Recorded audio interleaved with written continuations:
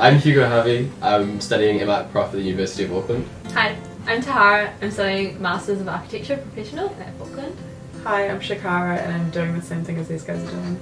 So every 2 years, the University of Auckland holds an international study tour, and you get to go overseas and study with a foreign university. We just spent 5 weeks in Morocco and Spain. Highlight was Morocco.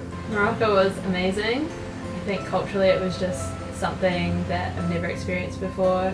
It's not just about like the architecture, which is like the reason we go, obviously, but it's really like sort of immersing yourself in those cultures and things like cuisine and traditions, things like dance. And these old cities, especially like in the Medina of Fez, they're very labyrinthine. They sort of weave together all these sorts of spaces, and so you find yourself getting lost in these streets, you know, finding dead ends and running into all sorts of people that you probably wouldn't meet otherwise. Yeah. Definitely an interesting experience. It does feel like an adventure.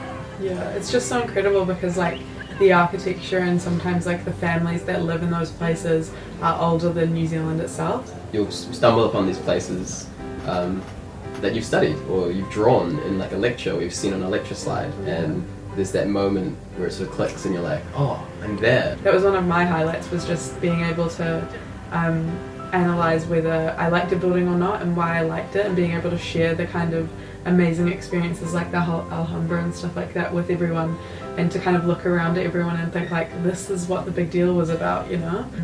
For me, the trip kind of solidified why I wanted to continue studying in architecture.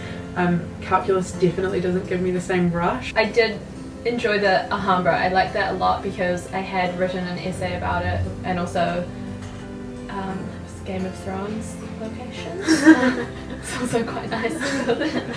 You kind of like stop for a second, you look around, you're like, am I really here right now? Like someone pinch me. This is so weird. Like, and I'll say like, we ate at the Casa Milano. I was like, that's nice, dear. But I'm like, no, you're not listening.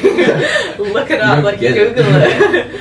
Yeah, so it's often like you kind of have a moment. But that's what's so cool about sharing it with 70 other people, is that you have 70 sources to back you up to say like, yeah, we really did that. That was real.